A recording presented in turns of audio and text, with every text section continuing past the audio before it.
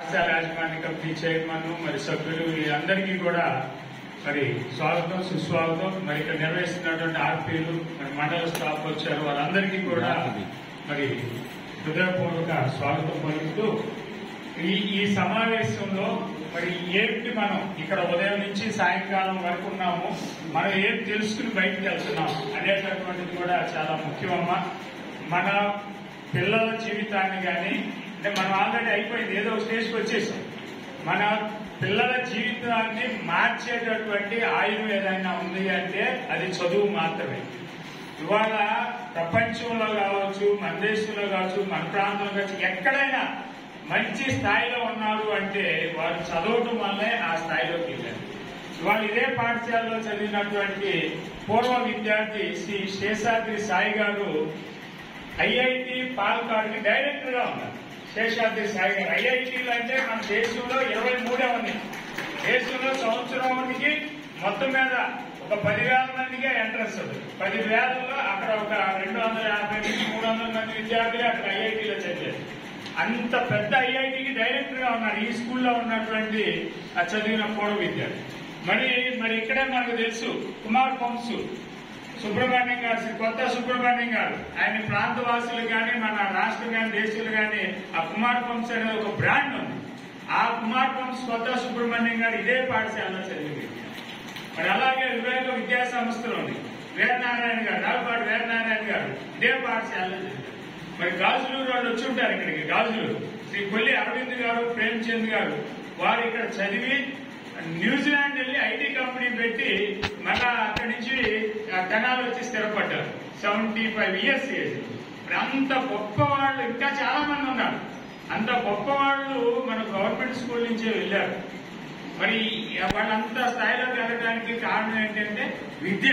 అది ప్రైవేట్ ఉద్యోగమా, వ్యాపారమా, వాణిజ్యమా, లేదంటే ప్రభుత్వ ఉద్యోగమా, ప్రభుత్వ ఉద్యోగాలు, రకరకాల ఉద్యోగాలు, ఇవన్నిటికీ మూలం ఏంటంటే విద్య. మరి అలాంటి విద్యని ఇక్కడ తల్లిదండ్రులు కూడా ఉన్నారు కాబట్టి నేను చెప్తున్నానమ్మా, ఎస్ఎంసీ చైర్మన్స్ కావచ్చు, మీరు తల్లిదండ్రులే. మరి మీ పిల్లల్ని చదివించుకోవాలంటే మీ తోడ్పాటు ఉండాలి. మరి మీరు ఎంతసేపటికి మా పని చేసుకోవడమే సరిపోతుంది, మా పిల్లల్ని ఎక్కడ చూడతాం అనేటటువంటి తల్లిదండ్రులు కొంతమంది కనపడుతున్నారు. ఏదో కన్నాము, స్కూల్కి పంపించాము, మా పని అయిపోతుంది అనుకుంటున్నారు. అది కాదు. మీరు కంటికి కనురెప్ప ఎలా కాపాడుతున్నా మీ పిల్లల్ని అలా కాపాడుకోవాల్సినటువంటి బాధ్యత మీకుంది.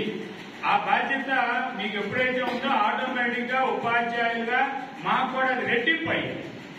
మరి మీ ఇంటి దగ్గర ఒకళ్ళ ఇద్దరు పిల్లలు ఉంటారు, మరి వాళ్ళని మీరు కంట్రోల్ చేయలేనప్పుడు మాకు ఇక్కడ 450 మంది ఉన్నారు. 450 మంది మేము ఎలా కంట్రోల్ చేయలేము? ఎవరైనా పేరెంట్ పిలిచినప్పుడు సార్ మా మాట ఇంటలేదు, మీరు కొట్టండి అంటారు. ఏం పడతాం మేము?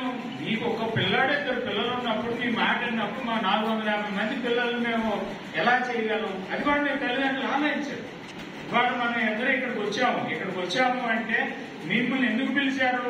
ఎస్ఎంసీ చైర్మన్ సభ్యులుగానే ఉన్నారు కాబట్టి పిలిచారు. మీరేం చేయాలి? తర్వాత మీ పాఠశాలలో ఉన్నటువంటి సభ్యులకి, ఆ గ్రామంలో ఉన్న సభ్యులకి, మీ చుట్టుపక్కల ఉన్నటువంటి వాళ్ళకి వాళ్ళందరికీ తెలియజేయండి. విద్య ప్రాముఖ్యత కానీ పాఠశాలలో జరుగుతున్న కార్యక్రమాలు బోర్డులోనే ఇవ్వాలి. వాళ్ళ విద్య వైద్యానికి మనం సంపాదిస్తున్నటువంటి డబ్బుల్లో 70% ఖర్చు అయిపోయింది. ఈ రెండింటి మీద ప్రభుత్వాలు చాలా కృషి చేస్తా ఉన్నాయి. వాళ్ళ ప్రభుత్వ పాఠశాలలో చదివే వాళ్ళకి మన ఆర్పీలందరూ మీకు చెప్పారు. అవన్నీ వాళ్ళు 7 అధ్యాయాలు ఉన్నాయి, ఆ 7 lessons మీకు చెప్తున్నారు. నేను జనరల్ గా చెప్తా ఉన్నాను కొన్ని విషయాలు. మరి శ్రీమతి డొక్కా సీతమ్మ గారి మధ్యాహ్నం బడి భోజనం, ఆ బడి భోజనంలో మనకి న్యూట్రిషన్ ఫుడ్ అందుతా ఉంది. ఫోర్టిఫైడ్ రైస్ ఇస్తున్నారు, వారానికి 5 కోడిగుడ్లు ఇస్తున్నారు, 3 చిక్కీలు ఇస్తున్నారు, రాగి జావ ఇస్తున్నారు. ఆ రాగి జావ తాగించడం మాకు చాలా కష్టం అయిపోయింది. దాని అర్థం తెలియట్లా. తల్లిదండ్రులు మీరు చెప్పాలి, రాగి జావలో ఉన్నటువంటి పోషక విలువలు ఏదో తెలియజేయాలి. అదే రాగి జావ బయట తాగాలంటే 20 రూపాయలు తీసుకుంటాం. మరి ఇక్కడ మేము ఉచితంగా రాసిస్తుంటే రాగి జావ అంటే పిల్లలకి ఏదో లాగా. కాబట్టి మీరు ఆ పథకాల గురించి కానీ అవేర్నెస్ మీరు తల్లిదండ్రులుగా మీ గ్రామంలో ఉన్న వారికి కూడా మీరు అవేర్నెస్ చేయాలి. మరి అలాగే మనకి మధ్యాహ్న భోజనానికి సంబంధించి ఎంత అమౌంట్ ఇస్తున్నారు, దాంట్లో మనం ఎలా మెయింటెనెన్స్ అవుతుంది, మరి ఇలాంటి విషయాలన్నీ కూడా మీరు తెలుసుకుని యూనిఫామ్ ఇస్తున్నారు, బెల్ట్ ఇస్తున్నారు, బ్యాగ్ ఇస్తున్నారు, షూస్ ఇస్తున్నారు, సాక్స్లు ఇస్తున్నారు, డిక్షనరీ ఇస్తున్నారు, టెక్స్ట్ బుక్స్ ఇస్తున్నారు, నోట్ బుక్స్ ఇస్తున్నారు, మినరల్ వాటర్ అందుతుంది. మరి ఇన్ని సౌకర్యాలు ప్రైవేట్ స్కూల్లో ఎక్కడ ఉన్నాయి మీరు గమనించండి. ప్రైవేట్ స్కూల్లో టీచర్లకి డబ్బులు పే చేయాలని జీతం ఎవరు పే చేయాలి? ఎవరు పే చేస్తున్నారు? తల్లిదండ్రులే పే చేస్తున్నారు. ప్రైవేట్ స్కూళ్ళు ఉన్నాయి, ప్రైవేట్ స్కూల్లో టీచర్ల జీతం ఎవరు ఇస్తున్నారమ్మా? తల్లిదండ్రులే ఫీజు పే చేస్తే ఆ ఫీజులో నుంచే జీతం ఇస్తున్నారు. వాళ్ళ షూలు ఎవరు కొంటున్నారు? వాళ్ళకి అన్నం ఎక్కడి నుంచి వస్తుంది? వాళ్ళకి చిక్కీలు ఉన్నాయా? వాళ్ళకి రాయిజాలు ఉందా? వాళ్ళకి వారానికి 5 కోడిగుడ్లు ఉన్నాయా? ఇవన్నీ లేవు. మరి ప్రభుత్వాలు మనకే కల్పిస్తుంది. మరి అది మనం సద్వినియోగం చేసుకోవాలి.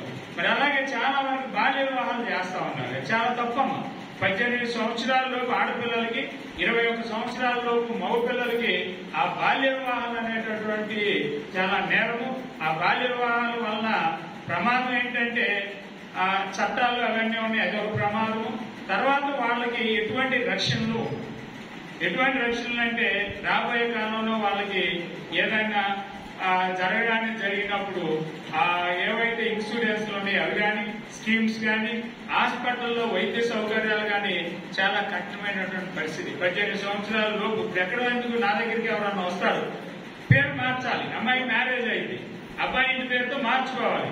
నేను చూస్తా కంపల్సరిగా ఏజ్ 18 years నిండిందా లేదా, నిండలా నేను పెట్టను పొమ్మంట. నిండితే అటెస్టేషన్ చేస్తాం. అప్పుడు ఆధార్ కార్డులో సర్నేమ్ మారుతాం. ఇలాంటివి కానీ చాలా ఉన్నాయి, అనేక సంఘటనలు ఉన్నాయి. రీసెంట్ గా ఒకసారి మన మధ్య ఒక 2 years బ్యాక్ సంగం జాలమూడిలో ఒక అతను రోడ్ యాక్సిడెంట్ లో చనిపోయాడు. చనిపోతే అప్పుడు పెన్షన్ అది ఇన్సూరెన్స్ ఉంటుంది, 5 లక్షలు బీమా ఇవ్వాలి. ఆ బీమా ఎవరికి ఇవ్వాలి? భార్యకి ఇవ్వాలి. భార్య వయసు చూశారు 18 సంవత్సరాల లోపు.